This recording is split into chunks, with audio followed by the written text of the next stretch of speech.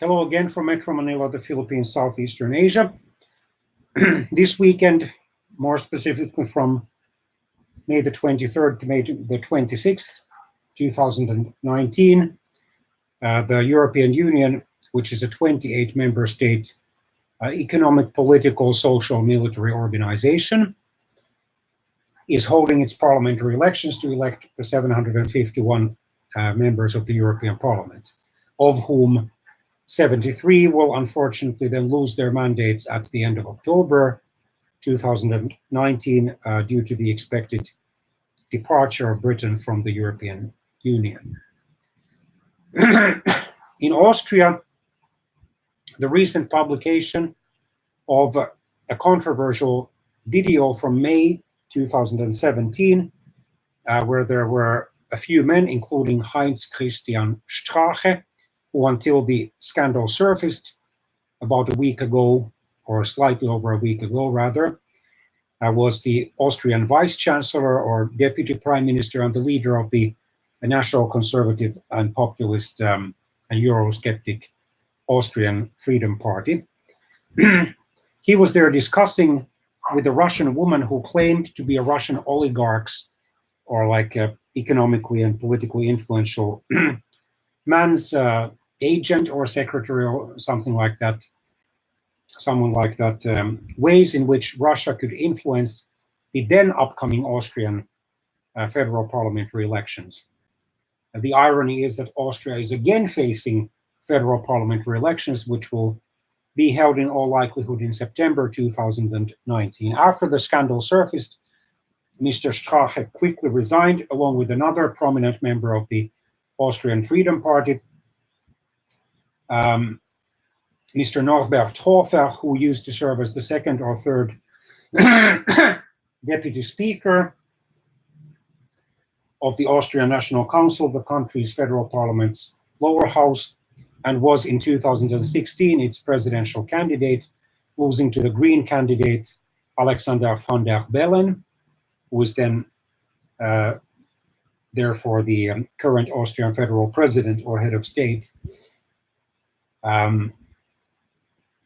And then both the federal chancellor or prime minister Sebastian Kurz, who leads the center-right, basically Christian Democratic Austrian People's Party, and federal president van der Bellen agreed that early elections must be held in the near future in order to resolve this political crisis. Federal Chancellor Kurz also announced that he would break up his coalition with the Freedom Party. It started in December 2017, following parliamentary elections, which even then were early. They were held in October 2017, where the People's Party, led by the young and apparently charismatic and photogenic Kurz, borrowing some themes, especially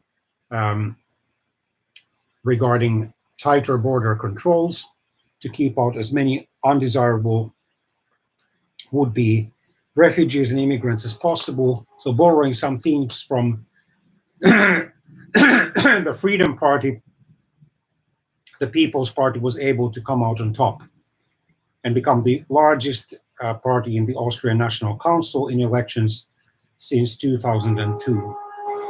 It had been losing support steadily in the elections of 2017, 2008, 2007, 2008, 2006, 2008, and 2013.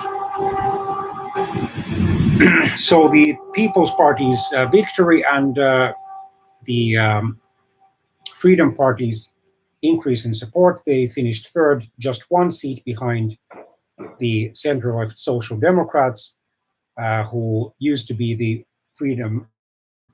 People's Party's favorite coalition partner. They were in a grand coalition from 1945 to 1966, and again from 1987 to 2000, and then from 2007 to 2017.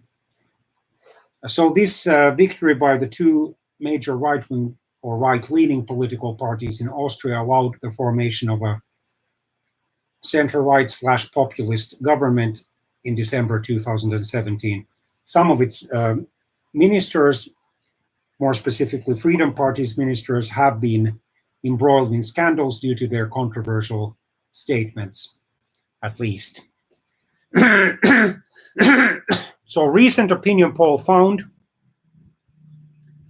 it was made by the Research Affairs between May the 18th and 20th, 2019, so just after the Ibiza affair had broken, that the People's Party had increased its support to 38%.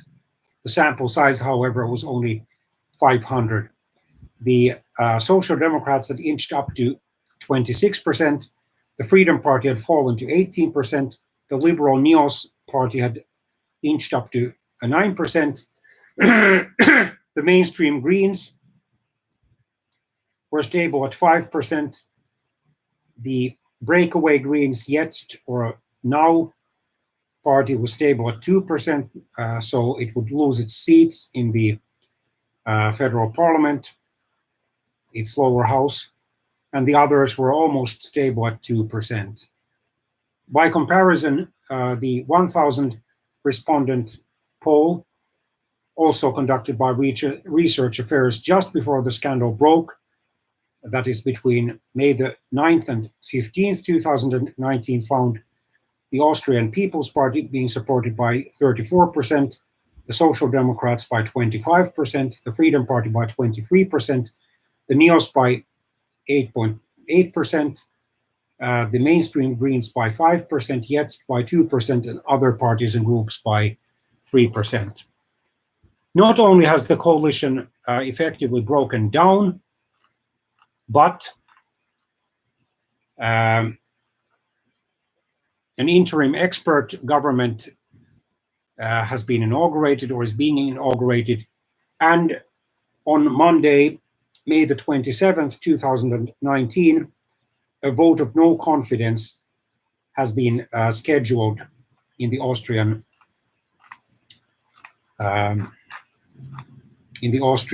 National Council, which is the lower house of the country's federal parliament. So we will see then by Monday at the latest if the preliminary results also blunt this trend towards the right in Austria.